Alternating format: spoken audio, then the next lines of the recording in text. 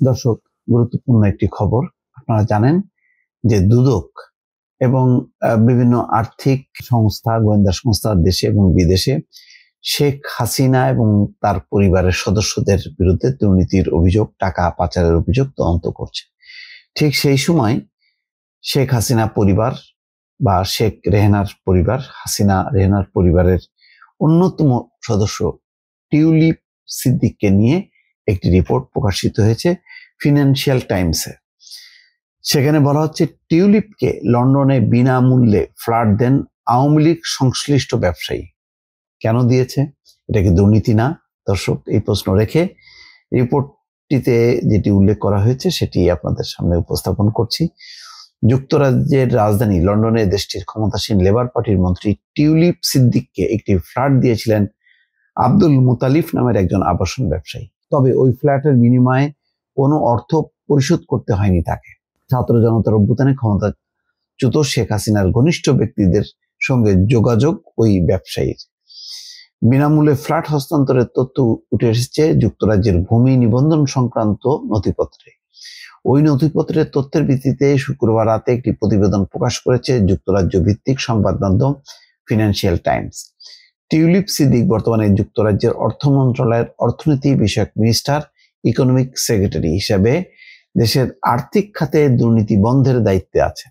যিনি দুর্নীতি বন্ধের দায়িত্বে আছেন তিনি হচ্ছে আওয়ামী লীগ ঘনিষ্ঠ এক ব্যবসায়ীর কাছ থেকে ফ্ল্যাট উপহার নিয়েছেন। টিউলিপ সিদ্দিক হচ্ছে বাংলাদেশের ক্ষমতাচ্যুত প্রধানমন্ত্রী ও আওয়ামী লীগ সভাপতি শেখ হাসিনার বোন শেখ রেহেনার মেয়ে।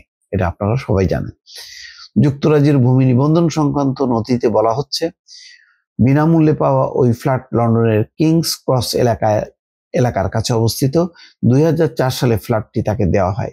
এর আগে 2001 সালে সেটি 1,95,000 পাউন্ড, বর্তমানে পাউন্ডের বিপরীতে টাকার দর অনুযায়ী প্রায় 2,93,97,000 টাকা দিয়ে কেনা। ফ্ল্যাটটির বর্তমান দাম নথিতে উল্লেখ করা হয়নি। তবে একই ভবনের আরেকটি ফ্ল্যাট গত আগস্টে 6,50,000 পাউন্ডে, অর্থাৎ প্রায় 9,79,91,000 টাকায় বিক্রি হয়েছে। যুক্তরাজ্যের ভোটার নিবন্ধন সংক্রান্ত নথি থেকে জানা গেছে, চলতি শতকের শুরুর দিকে কিংস ক্রসের ওই ফ্ল্যাটে বসবাস করতেন টিউলিপ সিদ্দিক। এরপর বেশ কয়েক বছর সেখানে তার ভাই বোনেরা ছিলেন। পার্লামেন্টের সদস্য হিসেবে টিউলিপের দাখিল করা আর্থিক বিবরণীতে দুটি ফ্ল্যাট থেকে ভাড়া পাওয়ার কথা উল্লেখ করা হয়েছে। বিষয়টি নিয়ে জানাশোনা আছে এমন একজন ব্যক্তি ফিনান্সিয়াল টাইমসকে বলেছেন, আবাসন ব্যবসায়ী আব্দুল মোতালিফের দুর্দিনে তাকে আর্থিক সহায়তা করেছিলেন টিউলিপের মা বাবা, অর্থাৎ রেহেনা এবং শফিক সিদ্দিক তার স্বামী। তাই কৃতজ্ঞতা স্বরূপ নিজের মালিকানায় থাকা একটি সম্পদ টিউলিপকে দিয়েছিলেন। বর্তমানে 70 বছর বয়সী আব্দুল মোতালিফ দক্ষিণ পূর্ব লন্ডনে বসবাস করেন। ভোটার নিবন্ধন সংশ্লিষ্ট নথি থেকে জানা গেছে, ওই এলাকায় মোতালিফের ঠিকানায় মুজিবুল ইসলাম নামের আরেক ব্যক্তি বসবাস করেন। মুজিবুলের বাবা 2014 থেকে 2024 সাল পর্যন্ত বাংলাদেশ আওয়ামী লীগ থেকে নির্বাচিত এমপি ছিলেন। আব্দুল মোতালিফ ফিনান্সিয়াল টাইমসের কাছে কিংস ক্রসের ওই ফ্ল্যাট কেনার কথা স্বীকার করেছেন, তবে পরে সেটি নিয়ে কি করেছেন তা নিয়ে কিছু বলতে চাননি।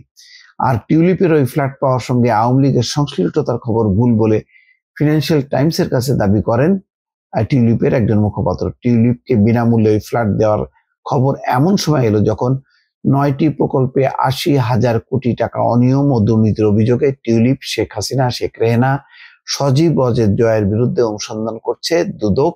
গত মাসে এই অনুসন্ধান শুরু হয়েছে।